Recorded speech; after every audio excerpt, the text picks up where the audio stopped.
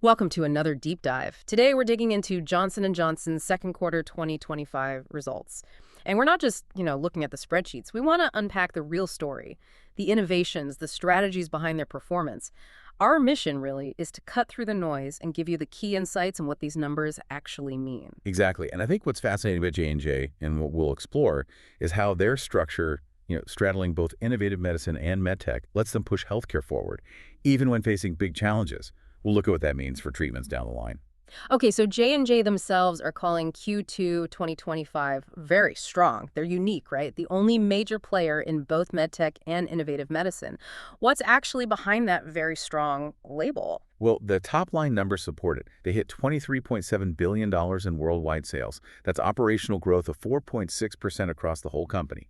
But here's the really impressive part. They managed this despite a huge headwind, about 710 basis points, from Stelara losing exclusivity. Right, Stelara. That's their massive blockbuster drug where the patent expired, basically. So generics can now come in. Precisely. And it was a multi-billion-dollar product. So Yeah. growing through that kind of loss, especially in the first year, is quite something. Honestly, no other healthcare company has really pulled that off before. It speaks volumes about their diversified model. And that strength seems to be fueling some optimism for the rest of the year. They've upped their guidance. They have. Full-year sales guidance is up by $2 billion. And earnings per share guidance got a nice bump, too, up to $2.25 to a midpoint of $10.85. That's about an 8.7% increase from what they expected before. Okay, but how much of that lift, especially on the sales side, came from, say, currency fluctuations, things like the euro rate changing? That definitely played a part. Favorable foreign exchange, particularly the euro moving from around 1.11 to 1.17, added about $1.1 billion to the reported sales number. So yes, currency helped, but the underlying operational growth, even with the Stelara drag, is still the main story here. It's solid. Got it. Okay, let's unpack the innovative medicine side then. That division hit a pretty big milestone, didn't it? Over $15 billion in quarterly sales for the first time ever, $15.2 billion, with 3.8% operational growth. But you mentioned Stelara dragging things down. What happens if you sort of pull Stelara out of that number? That's where it gets really interesting. If you exclude Stelara, the rest of the innovative medicine business grew operationally by a very robust 15.5%. 15.5%. Wow. Yeah, it shows the engine underneath is incredibly strong, not just reliant on one big drug.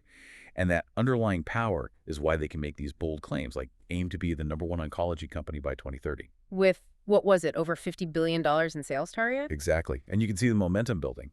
Oncology operational sales grew 22.3% just in Q2. Okay, so let's dive into that oncology growth. What are the key drivers there? Where are they seeing success? Multiple myeloma is a huge area for them. They estimate something like 80% of myeloma patients end up on a J&J medicine at some point.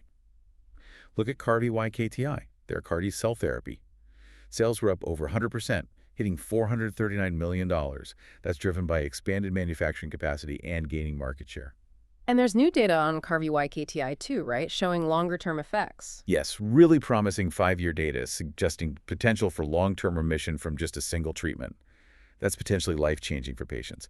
Plus, they've got an investigational drug, a trispecific antibody, basically. It targets 3 things at once, showing what they called an unprecedented 100% overall response rate in early data for very sick patients. 100%. That's remarkable. It is. Very early days, but remarkable. And then you have Darzalex, their established myeloma drug, still growing strong at 21.5%, bringing in over $3.5 billion.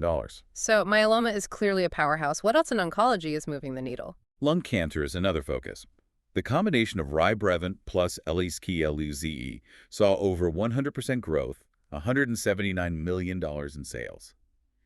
This is for a specific group of non-small cell lung cancer patients, those with EGFR mutations, treated frontline. The potential here is significant.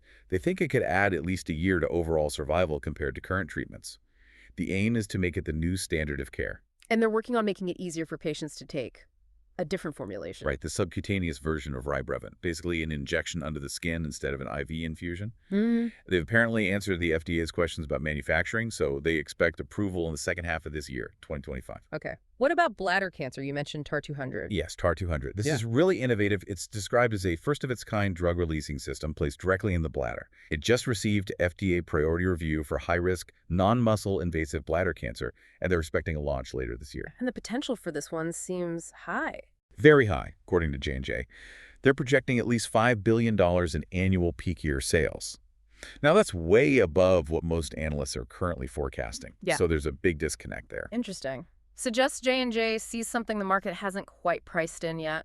Could be. Either way, it's definitely one to watch. Absolutely. Okay, let's switch gears slightly to immunology. J&J has a long history here, like 25 years. TRAM, FYA, seems to be a standout performer. It really is. Yeah. Grew over 30% to nearly $1.2 billion in the quarter. A lot of that growth is coming from its newer indications in inflammatory bowel disease, Crohn's, and ulcerative colitis. It's really finding traction there. And the long-term view for TRAM, FYA. They're ambitious. They see it hitting at least $10 billion in peak annual sales. And in the pipeline for immunology, anything new coming? Yes, icotrokinra. This is a targeted oral peptide aiming to block the IL-23 pathway, which is key in inflammation. They're expecting to file it with the FDA for plaque psoriasis in Q3. The big deal here is it potentially offers the effectiveness of an injectable biologic, but in a once-a-day pill. That convenience factor is huge for patients. Absolutely. Could be a major advance if it delivers. Okay, and rounding out innovative medicine neuroscience. Another area with a deep history for J&J, 70 years, and another ambition to be #1 by the end of the decade. And you see progress there, too. Spravato, their treatment for difficult-to-treat depression, grew 53% to $414 million, clearly meeting a need. And then there's the impact of the intracellular therapies acquisition that brought in Caplyta. Right, what's the status with Caplyta? It's already approved for schizophrenia and bipolar depression, but the big upcoming catalyst is potential approval for major depressive disorder later this year. J&J is projecting Caplyta alone could bring in over $5 billion in peak year sales. So that acquisition looks strategically very important. Wow, okay. That really covers the breadth of innovative medicine. Let's pivot now to the medtech side. That segment also grew, right? 6.1% operationally. That's right, reaching $8.5 billion in sales. Growth was pretty broad-based, strong performance in cardiovascular, surgery, and vision. Cardiovascular is really humming. It's one of the fastest growing areas in all of medtech, actually. J&J reported over 22% operational growth there in Q2. What's driving that cardiovascular surge? Well, Abiomed continues its strong performance, up almost 17%. And Shockwave delivered strong double-digit growth as well. Shockwave is on track, they say, to become their $13th billion medtech platform by the end of this year. 13 platforms over $1 billion. That's scale. It is. And within cardiovascular, electrophysiology, which deals with heart rhythm issues, grew nearly 10% operationally. Their Varipulse system, used for treating atrial fibrillation, has now been used in over 10,000 cases worldwide. And crucially, it's showing a very low rate of neurovascular events, less than 0.5%. That safety profile is key. And they feel confident about holding on to their lead in that market. They do. They point to their huge installed base, over 5,000 cardio mapping systems globally. That entrenched footprint, as they call it, gives them a significant advantage. Makes sense. Okay, moving to surgery. What's new there? I heard something about a new stapler. Yes, the Ethicon 4000 surgical stapler. It incorporates some advanced tech aimed at reducing leaks and bleeding during surgery. Fewer complications, better outcomes for patients. And that technology connects to their robotics platform. Exactly. They specifically mentioned this new tech will be used exclusively on their upcoming Ottawa robotic surgery system in the future.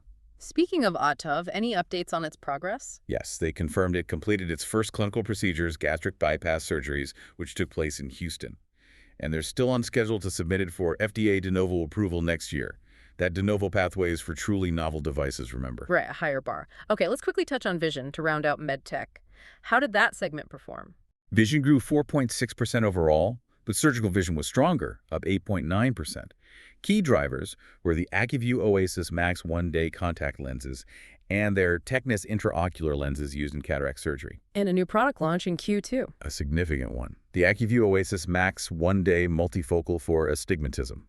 They're calling it the world's first and only daily disposable lens that corrects both astigmatism and presbyopia. That's the age-related difficulty focusing up close. So one lens tackling two common vision problems? That sounds incredibly useful for people. Huge potential impact, definitely. High expectations for that one. Okay, looking forward then.